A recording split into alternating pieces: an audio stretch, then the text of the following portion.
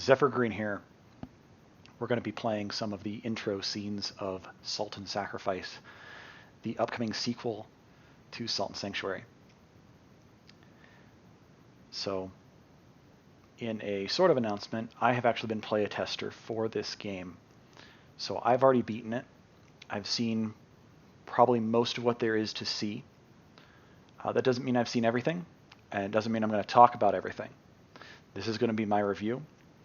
And first off, I just want to say the music is absolutely wonderful. I wanted to do that little intro there to let the music speak for itself. And I think it really does. So my character is going to be a cleric. And one of the first things you'll notice, maybe, is I am currently wearing a bag on my head. So let's take that off. Yeah. It's not something some people have been noticing in their initial playthroughs if you've seen anything on YouTube so far. So the cleric starts with a wooden crossbow, some cleric attire. Everyone starts with this little dagger that we pull out of that guy. And I've got a runed mace here. And just to show some basic mechanics, I'm going to avoid as many spoilers as I can as I do this playthrough. But I'm going to say I 100% approve of this game. It's amazing. It is different, however, from the original game. So looking at this runed mace, if you go through it, you can see that the runed mace has a weapon art already on it. And I can heal myself. Because I'm a cleric, that makes sense, right? Okay, so basic divine glyph. There is light magic and dark magic, and every weapon is basically a main hand or a melee weapon by default. And then you have an entirely separate slot for these ranged weapons. So I can have a second weapon here if I had one. So I've also got, I start with mana potions apparently on this character. I've never played the cleric, so this will be slightly new to me. So simple tutorial. We can run. And when you're running, you can actually do a special attack. These guys are behind a tree now, so that's not helpful. So now we're going to do range combat.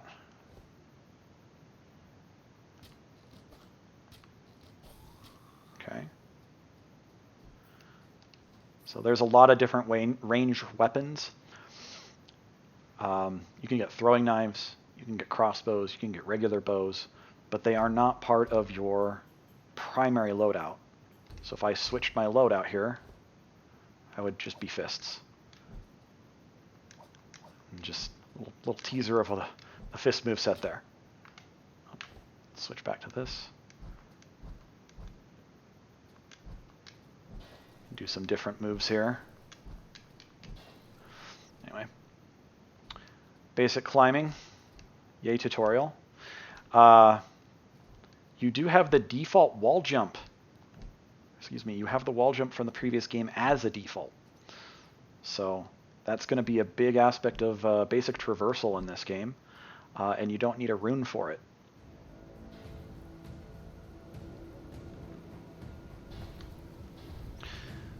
And like the last game, there's a big starting boss. He's got a lot of health. And he does a lot of damage. And I'm just going to die to him.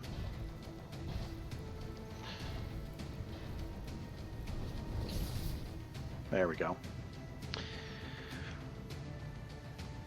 I have not challenged myself to beat that intro boss at all.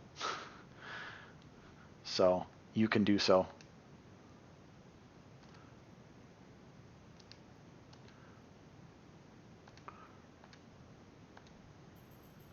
I'm not going to be going through any significant information on the actual storyline here. So we woke up, we've got a bunch of potions now. Got 5 health potions. We're in the starting area, Pardoner's Vale. You've got the blacksmith. And apparently I can't craft anything until I talk to this other person here. Got little target dummies, which are great because they shake when you hit them.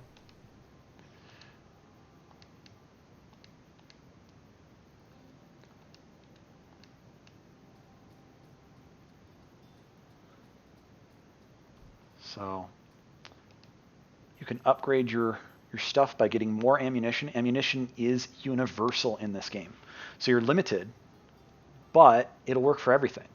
So if you have throwing knives, if you have a crossbow, if you have a regular bow, there's also other throwing weapons, similar fire bombs, etc.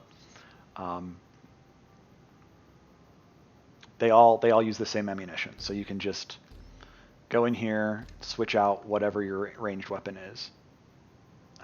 Just a quick comment about the crossbow. Crossbows, at least this one, have luck scaling, which is an interesting little tidbit. Luck is a new stat. Scout Studios and Devoured Studios both worked on this game together, and they have changed a few things. And one of the things is that they've split out some of the stats from the first game into extra stats for the second game. So there are 3 new stats: Vitality, Luck, and I believe it's Resolve, which is basically just focus pool. So you can cast more, so that you can use more weapon arts, because we don't cast spells. We hate mages. We channel energies through our weapons. We do not cast spells. So another NPC here. Now the art style is different from the original game. It definitely grew on me. I was probably one of the more upset people when I first saw the art style changed, because I felt like with The Dishwasher and Charlie Murder and Salt and Sanctuary, which are all games I've played, I felt like it had a certain appeal to its art. It was kind of gimmicky. It was kind of ugly in a way, with the almost frog faces and the no noses and such. But this art style really grew on me. It still feels like a Ska Studios game. It's still James Silva drawing it all, and it's beautiful. It really is. We've got this nice little fog going on through the city or village here.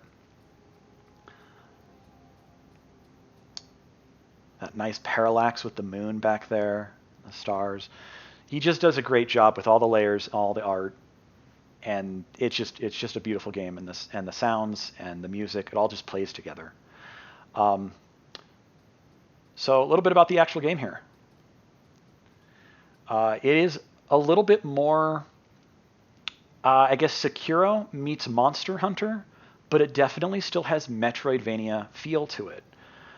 There are still locked areas where you have to do specific tasks, like a Metroidvania, like the previous game, to get to them. And so there'll be little areas, little secret areas, some not so secret areas that you'll need new abilities or new quest lines to kind of unlock and to adventure forward into. So one aspect of the Monster Hunter is to get health potions, to craft them, you do need berries. So I just picked some berries here, and I can go into my thing here.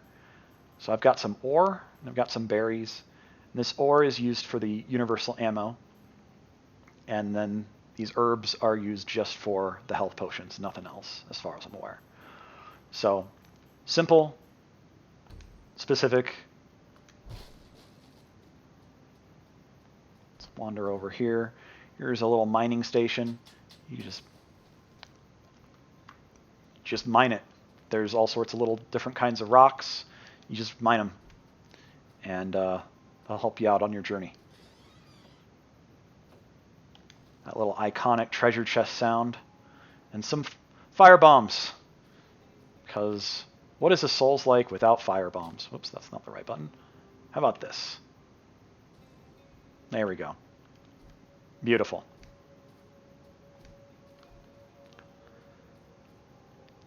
This is where you level up I don't have any salt to do so, but I just want to show the tree. It is massive, just like the first game, but don't let that discourage you or confuse you. Let me explain just briefly some ideas on how this works. So it might look messy at the beginning here, but like the first game, I'm not sure how many people notice this, but like the first game, each area is actually outlined in what it is. So this is a hammer. Go figure. It's just a hammer over here. So you see that little outline, simple, whatever. This is a helmet, and this helmet represents heavy armor. So again, simple little outlines kind of help you in the direction that you want to go. So if you want to go hammers, you go through this. And then just worry about your class nodes primarily as where you're going. Then down here we've got Glyph Reader, and over here we've got Bane Reader. So I am a Glyph Reader because I'm a Cleric, so this is basically holy skills, holy weapon arts. It's a little spiral here. Let's show it a little closer there. It's a little spiral here. And over here you've got the other spiral going on there for the dark arts. So this is more your fireballs. This is more your healing and, you know, Searing Ray from the first game type stuff. So very simple, very specific, not too crazy. Over here we've got scythes. Here's the hook of the scythe. Over here we've got, this is a channeling rod. If you see the actual icon here, you see it's a rod with a little bag. So here's the 3 spikes of the rod, and the bag is actually attached with a rope if you actually have it equipped. And that's the little bag right there. So yeah. Staff weapons are actually a combo weapon, as there is no two-handed versus one-handed articulation in this game compared to the first game. You're not going to choose one-handed versus two-handed with your weapon, but the weapon itself will be animated with either one-handed or two-handed attacks. So sages, as they're called in this game, they use staves, I don't know how you want to pronounce that, and channeling rods are their ranged weapon, allowing them to basically ignite or freeze little sort of magical dust in the air and shoot it out with their channeling rod, or use weapon arts from their sword staff combo. The sword is a lot weaker than a normal sword, so if you do get in a situation where you need to use the sword, you're going to be up close and personal with a mildly weaker melee weapon. Hopefully that's not too big of a spoiler for those that want to actually experience the game for themselves. Over here we've got luck. As I said earlier, the crossbow scales with luck, and this is a crossbow right here. So we've got the bow, we've got the middle section, the trigger point, that kind of stuff. Basic crossbow shape. And then I think this is supposed to be a glove with a hand here. And that's your light armor. Kind of gauntlet there going on. Over here we've got throwing knives in kind of this fan of knives shape right here. And this is the twin daggers going left and right here through each other.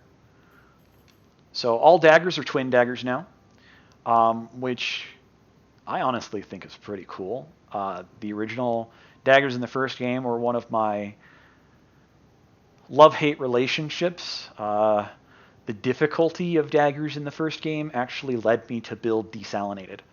I was frustrated. I wasn't very good. And I wanted to make them better, either by just increasing their attack speed or something. And so that's when I actually broke into the game and made Desalinated. So I had to do a dagger run through, and I have to say they are still a challenge, but they're very fun. they're worth it in my opinion. Maybe don't do them on your first run unless you really want to challenge.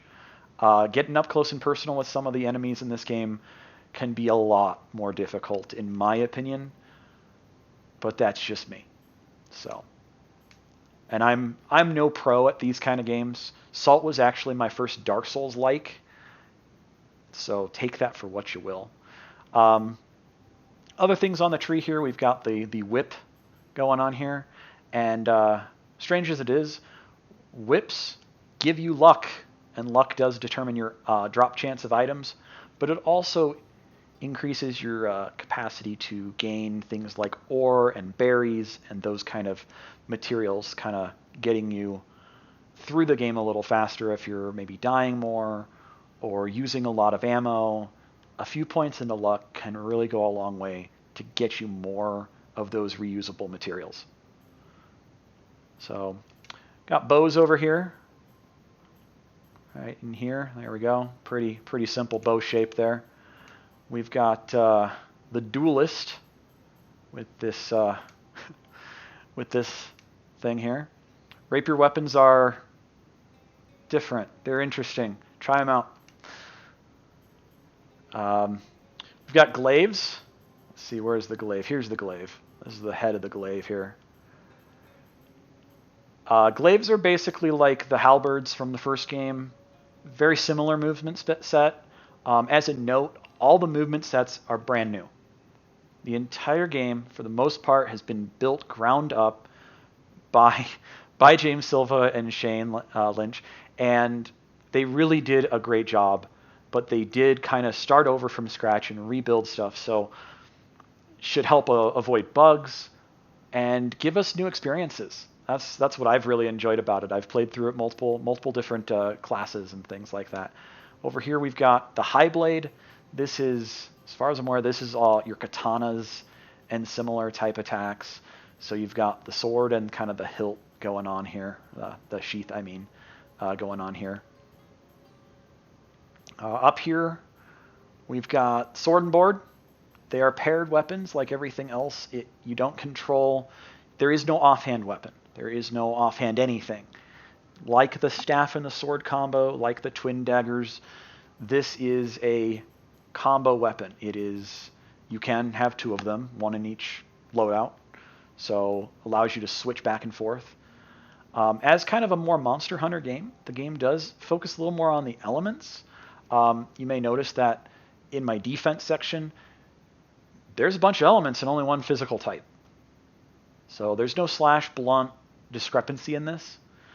Blunt weapons definitely have more stagger, more poise damage on enemies and stuff like that. So same thing with like heavy armor. It's kind of similar to the first game. You're going to have more stagger resistance if you're wearing the heavy armor. I think in the original game there was no stagger resistance, no poise resistance on the light armor, and I think that stays true, but I can't guarantee that. I haven't looked at every single light armor, but I am wearing light armor right now, and I have 0 poise, as you can see to the top right there. So we got great swords over here, or great blades. So the general blade outline, pretty cool in my opinion, that he does put that extra polish, that extra little effort in the skill tree here. You've got two-handed swords. These are not the same thing as great blades, so they are a separate category. And they do have a different movement set, which is cool. So definitely try them out. Possibly together, because you can, right here, these are right here, and they're going to generally scale off of strength, just like other two-handed weapons in the first game. And these are over here and give strength. By the way, this gives vitality. So there you go. Let's see, does this give strength? Yeah, it gives strength. So this gives strength, that gives vitality, but they both scale primarily on strength, so you're going to see probably those two taken together, and they're easy to get to because they're right next to each other. Makes it really easy. Over here we've got hammers. Apparently these scale on vitality as well. Another strength scaling primarily weapon. You got your little mace here. And I think there's just one or two types left here. We've got, going a little closer here, Thrower. Now, thrown type weapons are all over the board. These are your fire pots and, well, or your similar type of things. These are your ranged weapon that uses universal ammo. There are things that don't use universal ammo, but they're still limited in some fashion. These use your universal ammo, and so you can get all sorts of different weird kind of throwing pot type objects, kind of Molotov and bomb type objects here.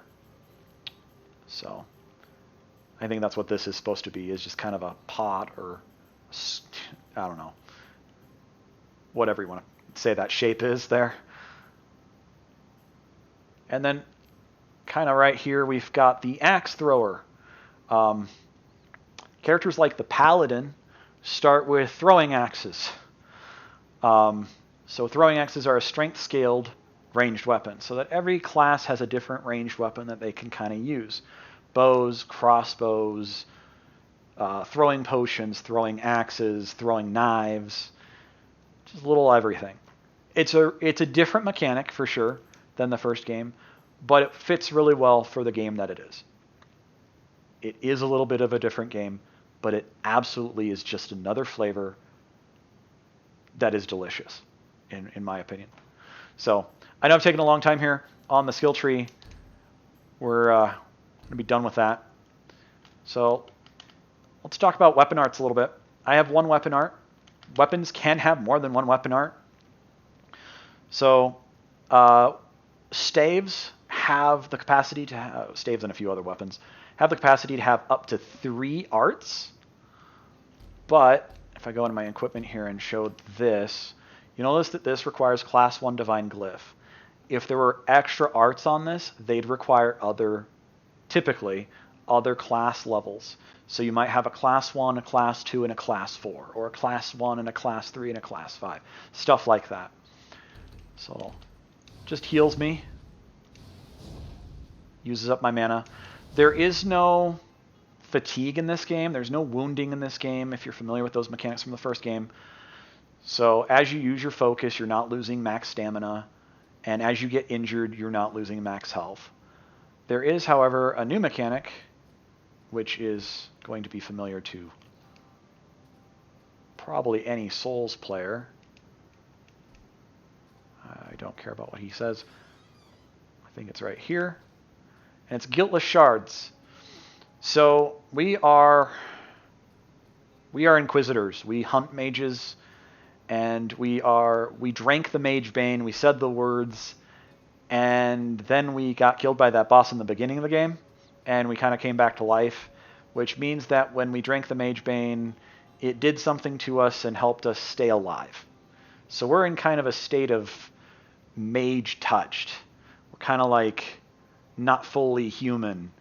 And so by using this, we become fully human, and we gain 25% of our health bar back. That's what that blue bar up there at the top was. We were missing part of our health bar.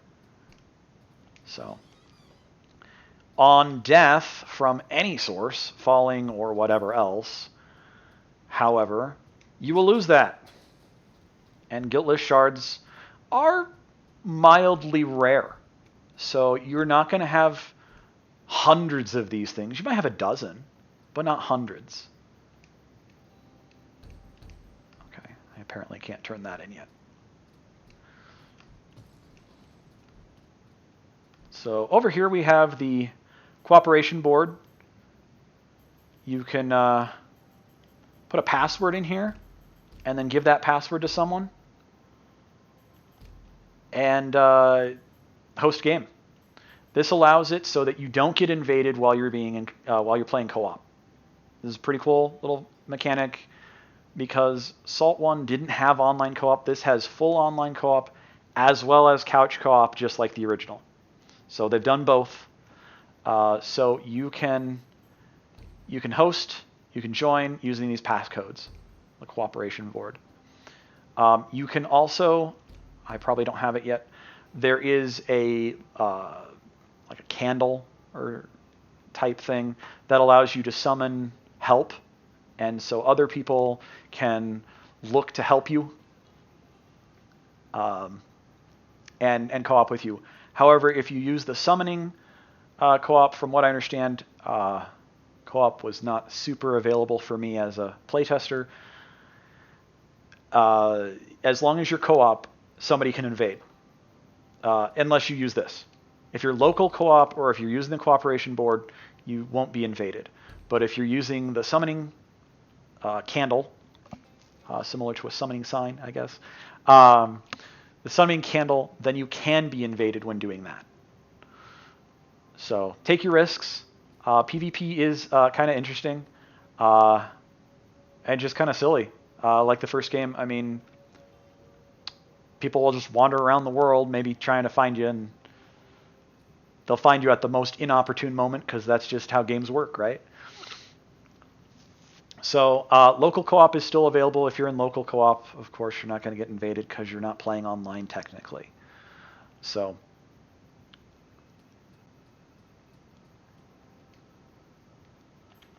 I don't have any runes here, so I can't do anything. I can put them there, but they don't do anything. So I got to talk to this person. They're going to... I'm just going to skip through that. You can read all the dialogue when you play. I want to leave that out of the general thing here. So each one of these tabs is a different kind of activity. So like this right here would be for like invading, helping, that kind of stuff. There are fated mage hunts. Again, hopefully this isn't too much of a spoiler. Fated mage hunts are kind of a daily hunt. Gives you a bunch of different options. Mages are random, but sort of not. There's different types of mages. There's named mages, nameless mages, and fated mages. So named mages are generally going to be kind of your first experience with any mage. And mages will wander around the world. If you're not in a direct hunt, the first mage is generally the pyromancer. He'll just be wandering around, and he'll summon stuff, and he'll fight other stuff, and it's just chaotic and fun. So let's see, what have I not talked about? Let's see. Oh yeah, here we go. You can write stuff on the ground. So I didn't write this, somebody wrote this. There you go. These are places that you can refresh your stock of stuff. You can refresh your flasks, both mana and health. It'll refresh your poison bombs or your fire bombs. These are limited. I think you can have 5 of either of these. But that stash that was in town, the big box, you can store stuff in that, and if you're resting at one of these, it will actually refresh from that box if you don't have the materials on your person, which is really handy for, I don't know, mid-late game. You'll have 100 of these herbs, unless you're dying a ton, which means that you don't have to carry the herbs in your pocket to craft. But if you're not, okay, let's do this. There we go.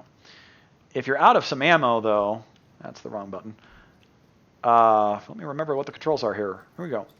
You can carry a certain amount of ammo with you and craft that into ammunition anywhere. You can do this in the middle of the boss battle. You'll probably die, but you can do it. You can attempt to do it. If you can really read the bosses that well and craft it in the middle of a fight, good job. Good luck with that.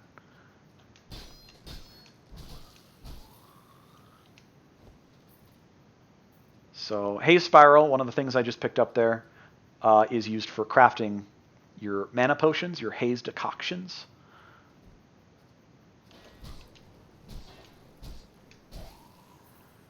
So we'll go up here a little bit.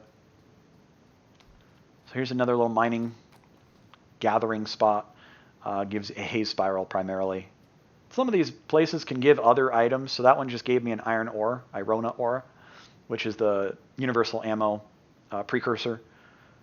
So this just gave me Haze decoction. So if you're needing to get some mana potions for a cleric or a sage, this is one of the first places to come to just get a few extra pieces. Just wandering around here a little bit.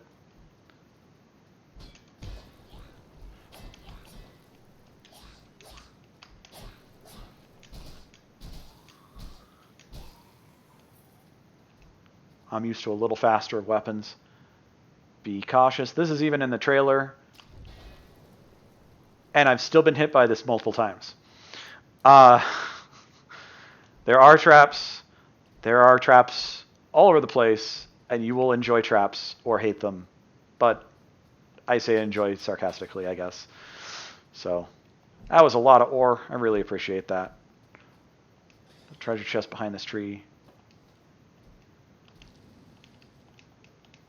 More Gitless shards, just in case. A door we can't go in yet. So what did I just pick up? I picked up a maul. Let's go check that out. Okay. So, little fun fact. If you can't use a weapon, and there'll be a little X on it. Unlike the first game, you can use it. It'll just do basically no damage. So, and this is, the mauls take forever to wind up a little bit here. But you'll notice the actual description here shows 30 attacks. So this thing does a ton of damage. So my little mace does nothing. This maul does a ton. But over on the right side where my stats are, you'll notice it only does 8 damage. So you're getting a massive damage cut by not being able to use it. I can totally see somebody doing some kind of, I don't know, challenge run using a weapon they don't actually have the class for. I think it'd be kind of fun or silly. Maybe Backlogs will do that. Shout out to Backlogs. Oh, let's equip the right weapon, not my fists. There are bats again. I hate bats. They're no fun. I don't hate bats. They just come at you at all the wrong moments. So more Irona ore. Okay, I just blocked this guy. There is no parry in this game. There is, however, perfect block. So let's show that off without getting hit here.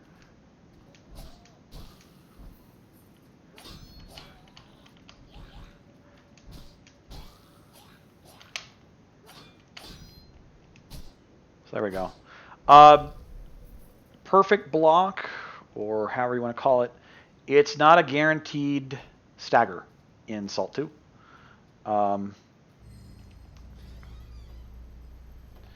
So it does do some sort of stamina damage or balance damage behind the scenes. And if you do enough of that, it will cause them to go into a stagger animation. And you can do the whole riposte, counter-strike, counter-attack effect. And the counter-attack effect, I'm not entirely sure how that works. It doesn't do exactly your weapon damage. It does some other ratio. Generally, it's approximately about 3 hits of your weapon. I think it's a little weaker in the early game and a little stronger in the late game. I think it scales up by stats or something.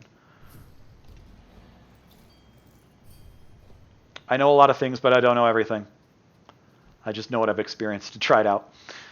So we're going to go head-to-head with Urix.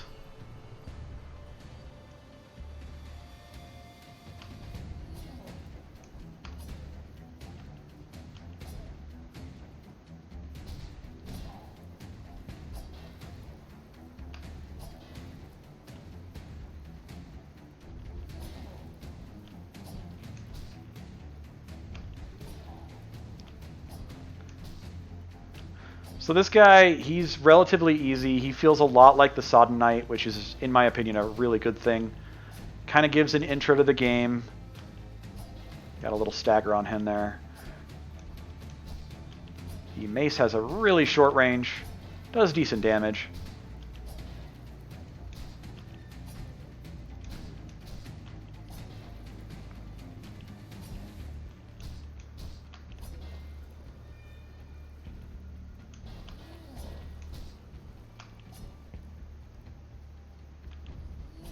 I like how his antlers wiggle. There's some mildly new... I shouldn't even say mild. There's some new physics effects in this game. I think they're mostly pre-built, but some inverse kinematics going on with some of the different things. There's some rope physics, and of course the cape physics exist from the first game. Have returned. I think they've been polished a little.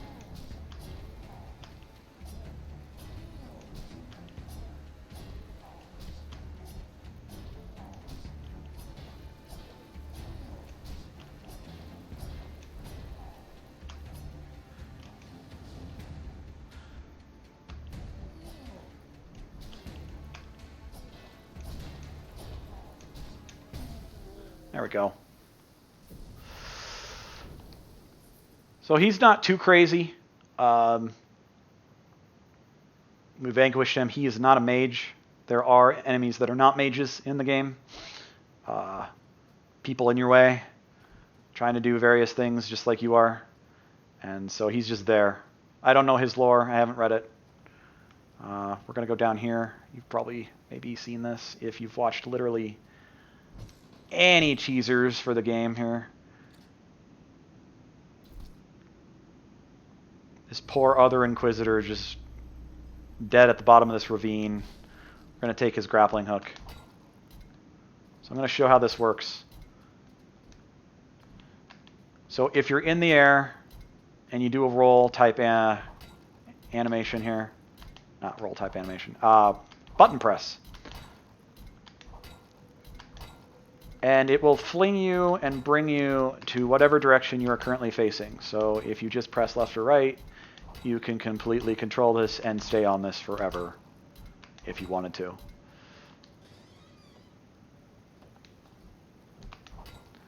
I just picked up a beloved idol.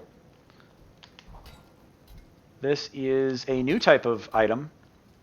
I'll show that real quick here, because it's kind of important, probably.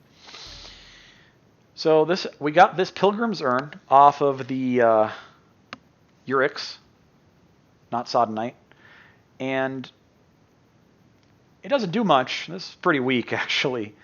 So plus 0.3% melee damage. There are 3 types here. So we've got offensive, defensive, and this is utility, but we don't have any, so it doesn't tell us what type it is. The defensive one we picked up, these have different rarities and different levels. So this one's a level 0 common, and this one is a level 1 legendary. So I believe it's common, uncommon, rare, and then legendary, something like that. I think there's 4 different rankings of that. And they'll just have more stats and slightly better stats as they tier up. And there is a way to enhance them and re-roll them that you actually discover pretty early on.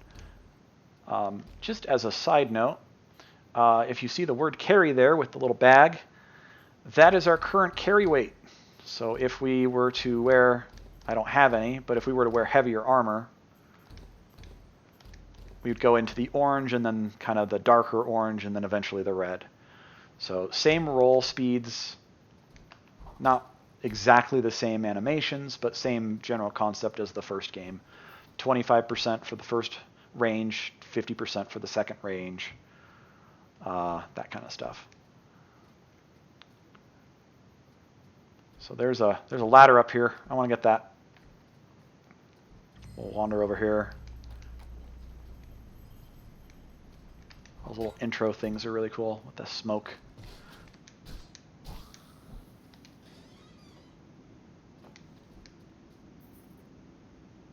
I actually don't know what that item is. And I'm not going to look at it for sake of spoilers.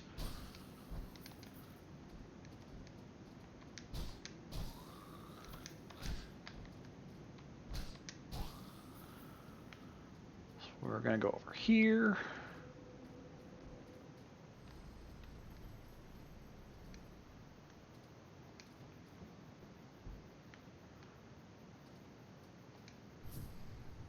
And if you return to camp, it will do the same thing as a resupply. So you'll get all your potions and stuff resupplied, as long as you have the resources to resupply them.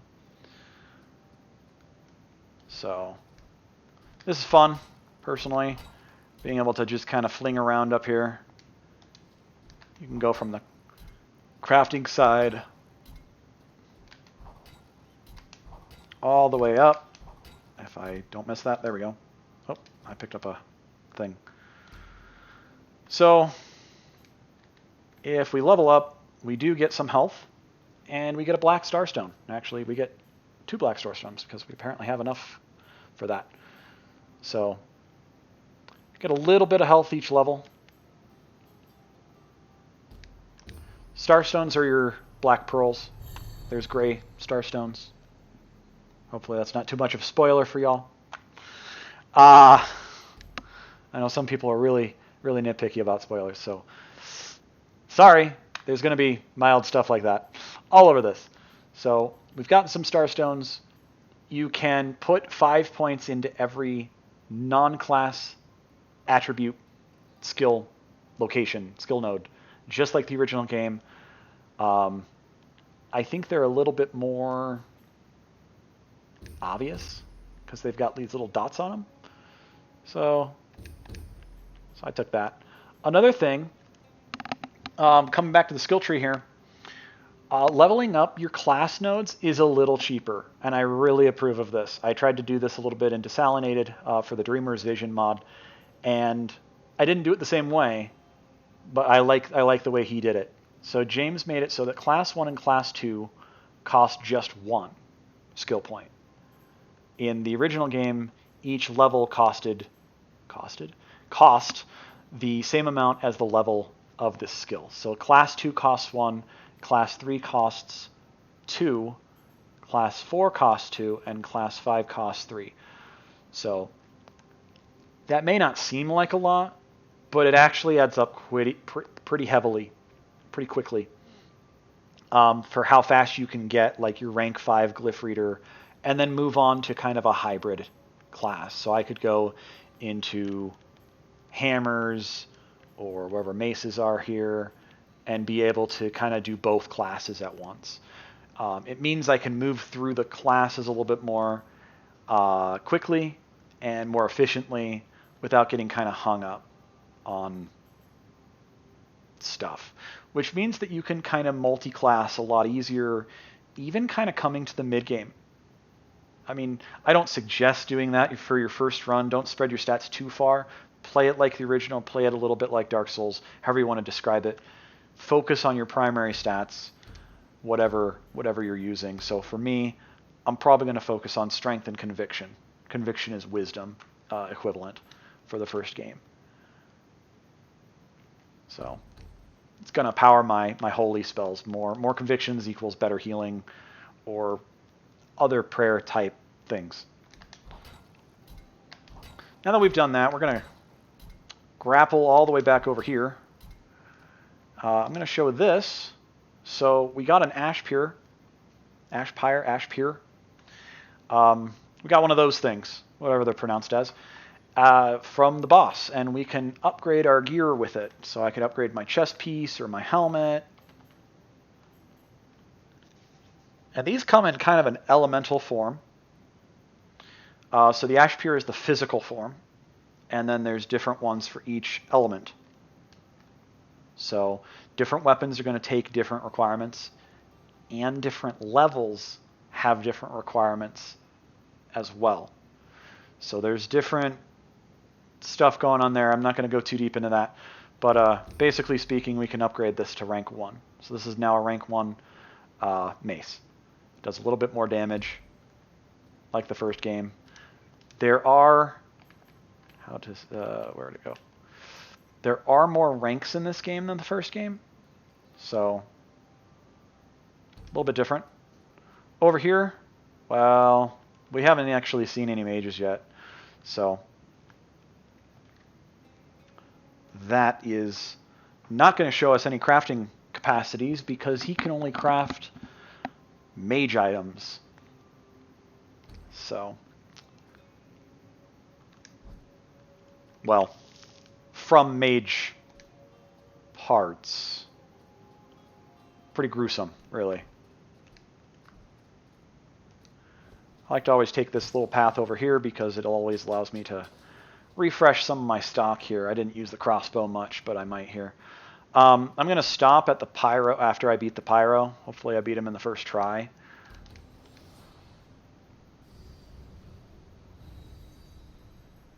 So.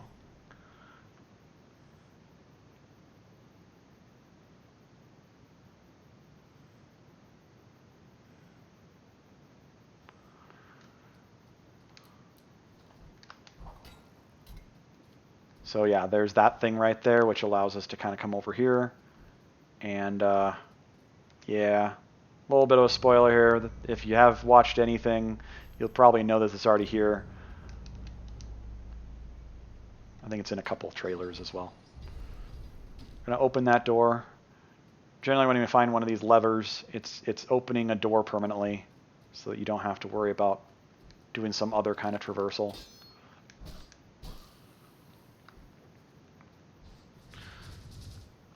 I find mage fights to be pretty simple, but the mage hunts can get kind of tedious. Not in a bad way, just tricky. Because they will summon things when you're chasing them. So while you're on the chase, while you're on the hunt, while they're feeling threatened, they will summon friends, and they have different levels of friends. So we just saw little bats there, little flying imps.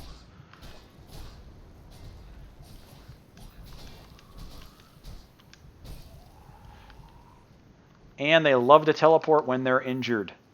So he just went over this way. If you stand still, it'll show you where the mage went with a little smoky little arrow thing.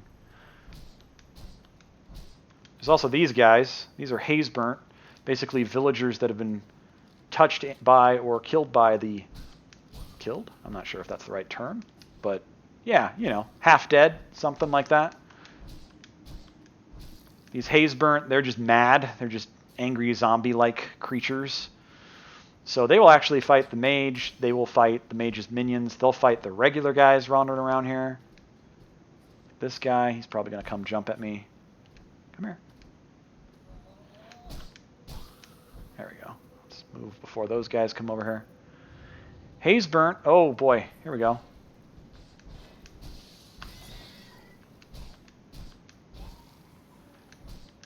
Hazeburnt love to fight everything. They also always drop some kind of little loot.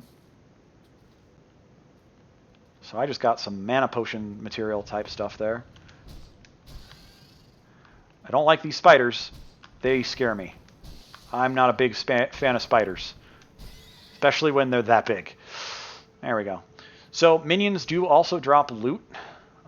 Crafting materials. What's the right button here?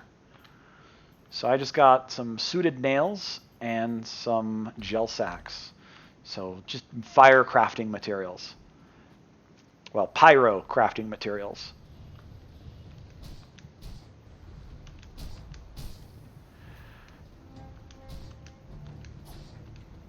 Music just kicked up here a notch.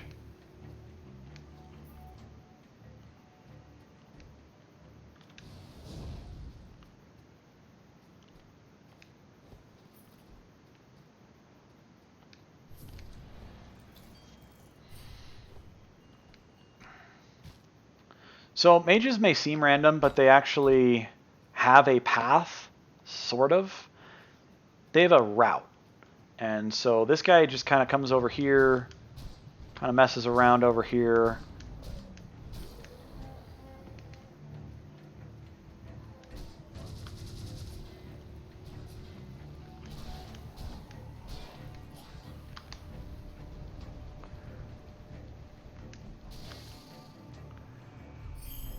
And he has decided he's done running.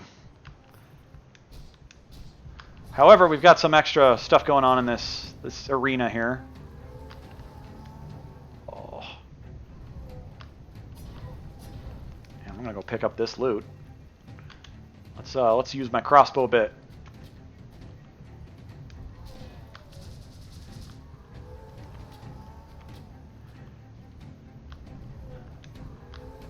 So this guy used to be a lot harder. There have been some comments in the network test that happened, the weekend network test, that kind of helped make him a little easier. Because he was a big skill check for a lot of players. But trust me, there are harder versions of him that you will fight.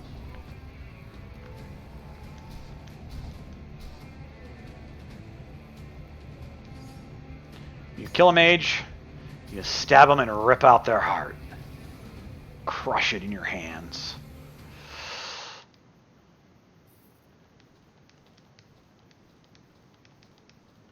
Get all sorts of loot pinata here.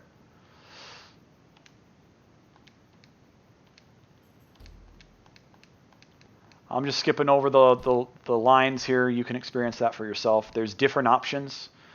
I think there's 3 options every time. So I just want to show off what we just kind of picked up here. So we got some blaze power, which means that we can enhance fire-related weapons and armors. We got a rare material. These are all just different tiers of fire material. So common, rare, legendary, and very rare.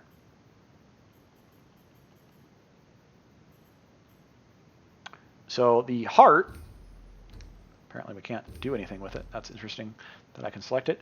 The heart will generally be used for crafting weapons. It's the legendary material. I believe you usually can get 1 per kill of a mage. You also get guiltless shards whenever you kill a mage. And that's your primary way of getting guiltless shards. You can find them in the world and such too. But. So if you're running low, you can rerun a mage to kind of help give you some extra chances. So let's see here. I said I was going to stop after that guy. Oh, and did we also get one of these? We did. So we got a better... Oh, I did that way too fast. We got a better one of these, a different version, but slightly more damage. Not bad. 0.2 damage. I don't know. It's an improvement of some form. So I'm going to talk a little bit about scaling here real quick. I think that's probably the last thing I can really cover. Scaling is a little bit different than the first game. Again, spoiler warnings. If you don't want to hear this, turn it off. Every weapon can be upgraded multiple times. The original game, you had 7 levels, 7 ranks of upgrades. If I understand correctly, or remember correctly, there's 10 ranks this time around. So each upgrade is a bit different.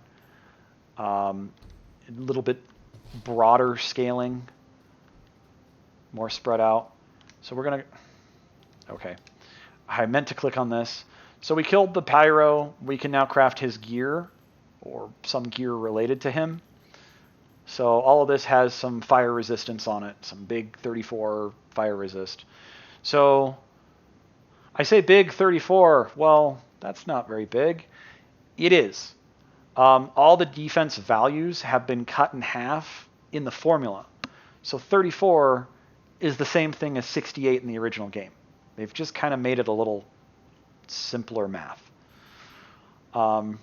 Got some all alternate weapons here. We got the Vanguard.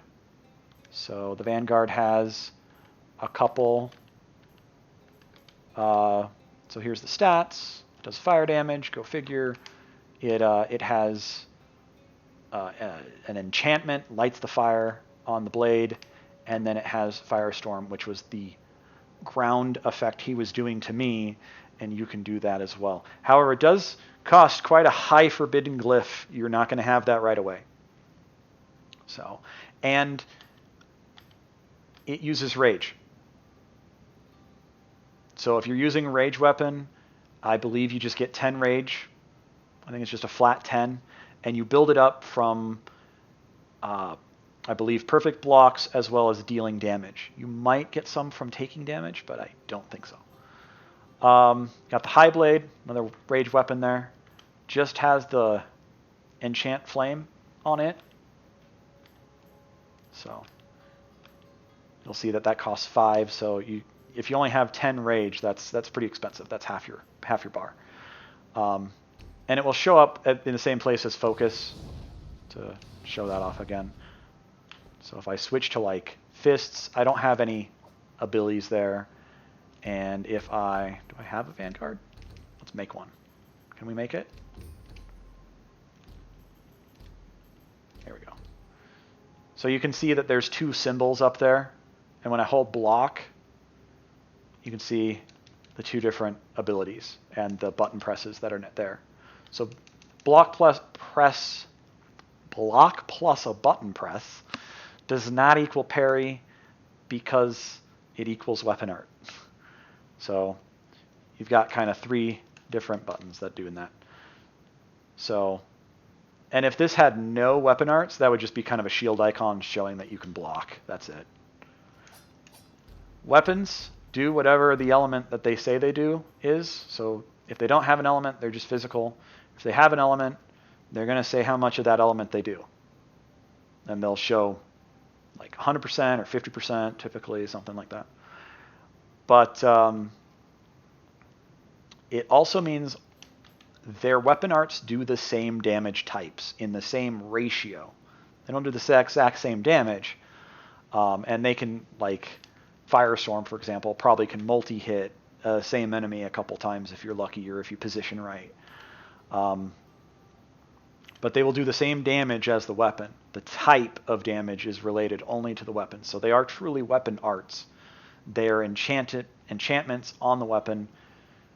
Playing a little bit into the lore there, we're using these crazy mages that have dabbled in dark magics. We're taking their body parts and crafting magical weapons. We don't use the magic. We use the enchanted weapons. So,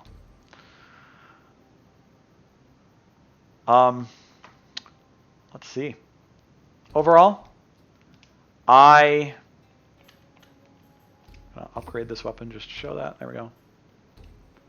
Oh yeah, that's what I was going to show. Here we go. So when we crafted this weapon,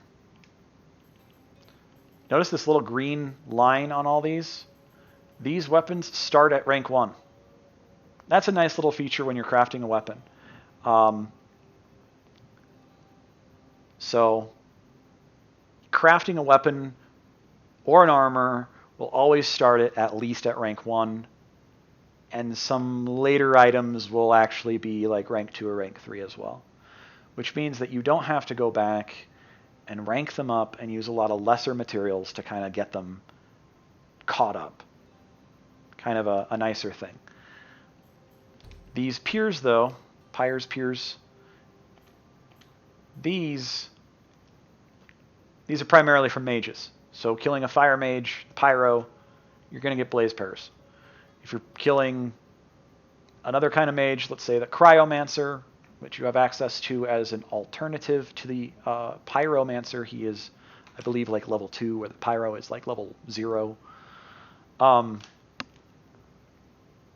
He'll drop the cold version of that. So all your different gear and stuff is going to rotate around these elements. Very different style, definitely cool. It gives you a reason to go hunt the mages again, though. Craft that extra part, craft that extra weapon, try different things out. And again, I have this weapon equipped, and I have the little red X on it up top. And I can bash this thing with the shield. This is the running attack here. Here's a regular attack. Some heavy attack there. I'm kind of jumping through it a little. Got some good leaps on that, though. Just jump forward. But you can try out the weapons without actually getting the class skills. And again, I just think that's cool. They don't do damage. Not really. So 15 damage becomes 4. But you can try out the moveset, which allows you to know a little bit more of how you like it, try it out, feel it out, that kind of thing. So overall, I will admit some bias here. I was a play tester. I got to see the game evolve a little bit. Some of the bosses kind of got fleshed out as I was playing. Some of the items got fleshed out. Some of the mechanics got fleshed out. The balance changed heavily over time. But overall, last but not least, I want to just say 2 thumbs up on this game. I definitely approve of it. And for $20, I think it's absolutely a steal. $20 US. I don't know the prices outside the US. It's adjusted for different platforms. It's on PlayStation 4, PlayStation 5, and Epic Games. PlayStation 4 and PlayStation 5 do have Sony crossplay. They do not have cross-save at this time at release. I believe there are 9 languages. I don't know all of them off the top of my head, but there's 9 languages. So great for localization, lots of opportunity. If you have a PlayStation, if you have a PC, you've got some different options. So thanks for watching. If you stayed to the end, you've got a lot of patience to hear me ramble on and play a game that you can't currently touch. Game comes out tomorrow, May 10th. Epic Games, I believe, is at 9 a.m. That's Pacific Standard. And then for PlayStation, they're rolling it out, I believe, by time zone. I'm not sure exactly. Sorry. I don't know exactly what time that is, but they're rolling it out by time zone or continent or something. They do their own thing. So I think overall, I give the game probably a 95%, maybe a little higher, out of 100. It's definitely up there in my top, 10 or so games of all time. It is absolutely a wonderful game and a wonderful sequel to the Salt family. And I hope that this game does really well because I'd love to see a 3rd game in the series because I like the series.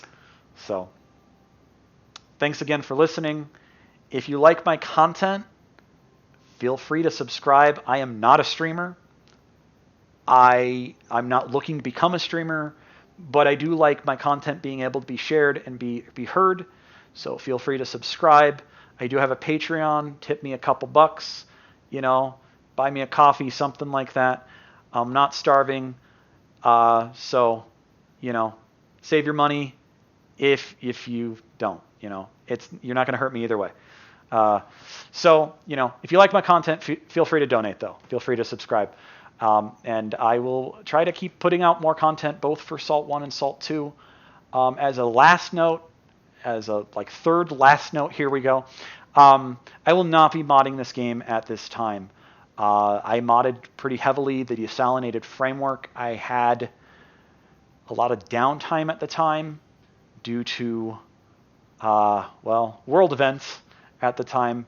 So a lot of, probably half my time in desalinated had to do with being at home during the COVID-19 pandemic and various aspects of what was going on there.